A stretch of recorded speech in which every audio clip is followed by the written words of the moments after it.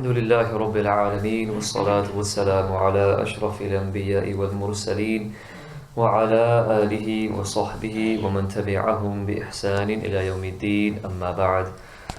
درود شریف کا نظرانہ پیش کیجئے. صلی اللہ علی النبی الامی وآلہ صلی اللہ علیہ وسلم. صلاة و سلام علیک یا سیدی یا حبیبی یا رسول اللہ صلی اللہ علیہ وسلم.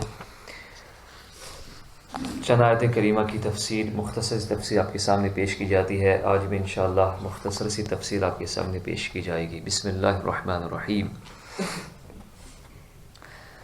اللہ تعالیٰ نے فرشتوں کے بازو اور پر بنا دیے ہیں جن سے وہ فضائے آسمانی میں اڑ کر کائنات عالم میں فرامین ربانی کی تعمیل کرتے رہتے ہیں. کسی فرشتے کے 2 پر، کسی کے 3 اور کسی کے 4 پر ہیں. زمخشری کا بیان ہے کہ میں نے بعض کتابوں میں پڑھا ہے کہ فرشتوں کی ایک قسم ایسی بھی ہے جن کو خلاق عالم جل جلالہ نے 6 بازو اور پر عطا فرمائے ہیں. 2 بازوؤں سے تو وہ اپنے بدن کو چھپائے رکھتے ہیں، 2 بازوؤں سے وہ اڑتے ہیں، اور 2 بازو ان کے چہرے پر ہیں جن سے وہ خدا سے حیا کرتے ہوئے اپنے چہروں کو چھپائے رکھتے ہیں. اور حدیث شریف میں ہے کہ رسول اللہ صلی اللہ علیہ وآلہ وسلم نے بیان فرمایا کہ میں نے سدرۃ المنتہا یعنی جس کے آگے حضرت جبرائیل علیہ السلام ایک بال کے برابر بھی تجاوز نہیں کر پائے، نبی کریم صلی اللہ علیہ وسلم اس سے بھی ارفع و اعلیٰ مقام پر تشریف لے گئے. وہاں پر حضرت جبرائیل امین علیہ الصلوۃ والتسلیم کو دیکھا کہ ان کے 600 بازو تھے. عام فرشتوں کے تو 6 بازو، کسی کے 2، کسی کے 3. سیدنا جبرائیل علیہ السلام کے 600 بازو تھے. اور یہ بھی ایک روایت میں ہے کہ حضور اقدس صلی اللہ تعالی علیہ وآلہ وسلم نے حضرت جبرائیل علیہ السلام سے کہا کہ آپ اپنی اصل صورت مجھے دکھا دیجئے. تو انہوں نے جواب دیا کہ آپ اس کی تاب نہ لا سکیں گے. تو آپ صلی اللہ علیہ وسلم نے ارشاد فرمایا کہ مجھے اس کی خواہش بلکہ تمنا ہے. تو حضرت جبرائیل علی نبینا وعلیہ السلام ایک مرتبہ اپنی اصل صورت میں وحی لے کر آپ کے پاس حاضر ہوئے، حاضر خدمت ہوئے. تو ان کو دیکھتے ہی آپ پر غشی طاری ہو گئی. لیکن اس سے یہ نہیں سمجھنا چاہیے کہ معاذ نبی کریم صلی اللہ علیہ وسلم کی طاقت کب لا. غار حرا میں جب نبی کریم صلی اللہ علیہ وسلم تشریف فرما تھے اور آپ اللہ تعالیٰ کی ذکر میں، فکر میں اور اس کے مشاہدات میں مستغرق تھے، اس وقت حضرت جبرائیل علیہ السلام نے 3 مرتبہ نبی کریم صلی اللہ علیہ وسلم کو محبت میں دبوچا. پھر بھی حضرت جبرائیل علیہ السلام کی طاقت ختم ہو گئی. نبی کریم صلی اللہ علیہ وسلم وہی برقرار اللہ تعالیٰ کے ذکر میں محو مستغرق رہے صلی اللہ علیہ وسلم. تو حضرت جبرائیل علیہ السلام نے اپنے بدن سے ٹیک لگا کر آپ کو سنبھالے رکھا، اور اپنا ایک ہاتھ حضور اکرم صلی اللہ علیہ وسلم کے سینے اقدس پر اور ایک ہاتھ نبی کریم صلی اللہ علیہ وسلم کے دونوں شانوں پر اور شانوں کے درمیان رکھ دیا. جب نبی کریم صلی اللہ علیہ وسلم کو افاقہ ہوا تو حضرت جبرائیل علیہ السلام نے عرض کیا، یا رسول اللہ صلی اللہ علیہ وسلم، اگر آپ حضرت اسرافیل علیہ السلام کو دیکھ لیتے تو آپ کا کیا حال ہوتا. ان کو تو اللہ تعالیٰ نے 12,000 بازو عطا فرمائے ہیں، اور ان کا ایک بازو مشرق میں ہے اور دوسرا بازو مغرب میں ہے، اور وہ عرش الہی کو اپنے کندھوں پر اٹھائے ہوئے ہیں. سبحان اللہ. فرشتوں کے بازوؤں اور پروں کا ذکر سورہ فاطر کی آیت میں ہے. اللہ تعالی ارشاد فرماتا ہے، الحمد للہ فاطر السماوات والارض جاعل الملائکۃ رسلا اولی اجنحۃ مثنى وثلاث ورباع یزید فی الخلق ما یشاء ان اللہ علی کل شیء قدیر. سب خوبیاں اللہ تعالیٰ کو جو آسمانوں اور زمین کا بنانے والا، فرشتوں کو رسول کرنے والا، جن کے 2 3 4 پر ہیں، بڑھاتا ہے آفرینش میں جو چاہے. بے شک اللہ تعالیٰ ہر چیز پر قادر ہے. تو اس سے کیا ہمیں درس ہدایت ملتا ہے کہ فرشتوں کے وجود پر ایمان لانا، کہ فرشتے موجود ہے، یہ ضروریات دین میں سے ہے. اور اس پر ایمان لانا بھی ضروری ہے کہ فرشتوں کے بازو اور پر بھی ہیں. کسی کے 2 کسی کے 3 کسی کے 4 اور کسی کے اس سے بھی زیادہ ہیں. اب رہا یہ سوال کہ فرشتوں کے اتنے زیادہ پر کیوں کر اور کس طرح ہیں، تو قرآن نے اس کا شافی اور مسکت جواب دے دیا ہے کہ اللہ تعالیٰ کی قدرت کی کوئی حد نہیں ہے، وہ ہر چیز پر قادر ہے، لہٰذا وہ سب کچھ کر سکتا ہے. وہ فرشتوں کو بالوں پر بھی عطا فرما سکتا ہے اور بلا شبہ عطا فرمائے بھی ہیں۔ لہٰذا اس سلسلے میں بحث و مباحثہ اور سوال و جواب یہ سب گمراہی کے دروازے ہیں۔ ایمان کی خیریت اسی میں ہے کہ بغیر چون و چرا کے اس پر ایمان لائیں اور کیوں اور کیسے کے علم کو اللہ تعالیٰ عز و جل کہہ کر، اللہ عالم کہہ کر خدا کے سپرد کر دیں۔ ایک اور روایت آپ کے سامنے نقل کی جاتی ہے، ایک قرآنی آیت کا پس منظر اور شان نزول، کہ ایک مرتبہ ابو جہل اور اس کے قبیلے کے 2 آدمیوں نے حلف اٹھایا، قسم اٹھائی کہ اگر ہم لوگوں نے محمد صلی اللہ علیہ وسلم کو دیکھ لیا تو نعوذ باللہ ہم پتھر سے ان کا سر کچل دیں گے۔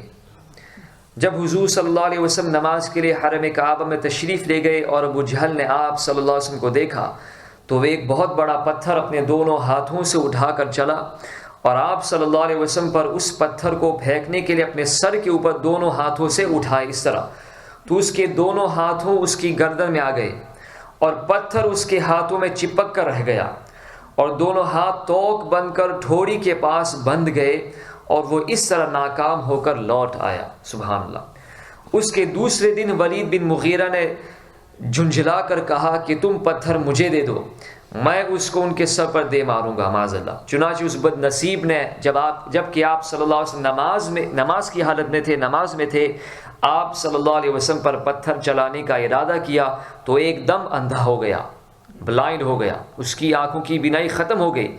حضور اکرم صلی اللہ علیہ وسلم کی قرات کی آواز تو سنتا رہا مگر آپ صلی اللہ علیہ وسلم کی صورت نہیں دیکھ سکتا تھا، مجبوراً پلٹ گیا تو اپنے ساتھیوں کو بھی نہ دیکھ سکا۔ جب آواز دی تو ساتھیوں نے پوچھا کہ کیا ہوا، تو اس نے اپنی مجبوری کا حال بیان کیا۔ پھر اس کے تیسرے ساتھی نے غصے میں بھر کر پتھر کو اپنے ہاتھ میں لیا، مگر یہ حضور صلی اللہ علیہ وسلم کے قریب پہنچتے ہی الٹے پاؤں بدحواس ہو کر بھاگا اور ہانپتے کانپتے ہوئے اپنے ساتھیوں سے کہنے لگا کہ میں جب ان کے قریب پہنچا تو میں نے دیکھا کہ ایک ایسا سانڈان سے نصاب کے قریب اپنی دم ہلا رہا ہے کہ میں نے آج تک ایسا خوفناک سانڈ دیکھا ہی نہیں۔ یعنی ایک سانڈ نبی کریم صلی اللہ علیہ وسلم کے قریب اپنی دم ہلا رہا ہے اور میں نے ایسا خوفناک سانڈ، ایسا سانپ دیکھا ہی نہیں تھا۔ لات و عزا کی قسم اگر میں ان کے قریب جاتا تو وہ مجھے ہلاک کر دیتا۔ تو دیکھیے کس طریقے سے اللہ تعالیٰ نبی کریم صلی اللہ علیہ وسلم کی حفاظت فرمائی، واللہ یعصمک من الناس۔ یہ تو اللہ تعالیٰ نے ضمانت دی تھی نبی کریم صلی اللہ علیہ وسلم کو۔ اس واقعے کو سورہ یاسین میں اللہ تعالیٰ نے ان الفاظ کے ساتھ ذکر فرمایا، اِنَّا جَعَلْنَا فِي أَعْنَاقِهِمْ أَغْلَالًا فَهِيَ إِلَى الْأَذْقَانِ فَهُمْ مُقْمَحُونَ وَجَعَلْنَا مِن بَيْنِ أَيْدِيهِمْ سَدًّا وَمِنْ خَلْفِهِمْ سَدًّا فَأَغْشَيْنَاهُمْ فَهُمْ لَا يُبْصِرُونَ۔ ہم نے ان کی گردنوں میں توق کر دیے ہیں کہ وہ ٹھوڑیوں تک ہیں، تو یہ اب اوپر کو منہ اٹھائے رہ گئے، اور ہم نے ان کے آگے دیوار بنا دی اور ان کے پیچھے ایک دیوار اور انہیں اوپر سے ڈھانک دیا تو انہیں کچھ نہیں سوجتا۔ اس سے کیا درس ہدایت ملتا ہے کہ حضور اقدس و اکرم صلی اللہ علیہ وآلہ وسلم کے معجزات میں سے ہے بارہا کافروں نے آپ صلی اللہ علیہ وسلم کو قتل کرنے، شہید کرنے کی سازش کی اور اپنی خفیہ چال بازیوں اور دسیسہ کاریوں میں کوئی دقیقہ باقی نہیں چھوڑا، مگر رحمت عالم صلی اللہ علیہ وسلم پر کبھی بھی کوئی آنچ نہ آ سکی، اور خداوند قدوس کا وعدہ پورا ہو کر رہا اور ہوا کہ واللہ یعصمک من الناس، یعنی اے محبوب صلی اللہ علیہ وسلم، اللہ تعالی لوگوں کی چالوں سے آپ کو اپنی حفاظت میں رکھے گا۔ ایک اور قرآنی مضمون آپ کے سامنے پیش کیا جاتا ہے کہ عرش الہی کے اٹھانے والے، اللہ تعالیٰ کے عرش کو اٹھانے والے، حاملین عرش جنہیں کہا جاتا ہے، تو اللہ تعالیٰ کے عرش کے اٹھانے والے ملائکہ فرشتوں کے سب سے اعلیٰ طبقات میں ہیں، یعنی جو فرشتے ہیں ان کے طبقات میں سب سے اعلیٰ قسم کے فرشتے وہ ہیں جن کو حاملین عرش کہا جاتا ہے۔ ان میں سے ہر فرشتے کے بازوؤں پر 4 پر ہیں اور 2 پر ان کے چہروں کے اوپر ہیں، جن سے یہ اپنی آنکھوں کو چھپائے رکھتے ہیں، اور خوف خداوندی کے باعث یہ فرشتے 7ویں آسمان کی فرشتوں سے زیادہ خدا کا خوف رکھتے ہیں، اور 7ویں آسمان والے فرشتے 6ٹھے آسمان والے فرشتوں سے خوف الہی میں بڑھے ہوئے ہیں۔ اسی طرح 6ٹھے آسمان والے 5ویں آسمان والوں سے، 5ویں آسمان والے 4تھے آسمان والوں سے، اور چوتھے آسمان والے تیسرے آسمان والوں سے، اور تیسرے آسمان والے دوسرے آسمان والوں سے، اور دوسرے آسمان والے پہلے آسمان والوں سے خوف و خشیت ربانی میں اعلیٰ درجہ رکھتے ہیں۔ پھر عرش الہی کے گرد رہنے والے فرشتے جن کو کروبیین کہتے ہیں، یہ باقی فرشتوں کے سردار ہیں اور بہت ہی وجاہت والے ہیں، بہت ہی خوبصورت ہے۔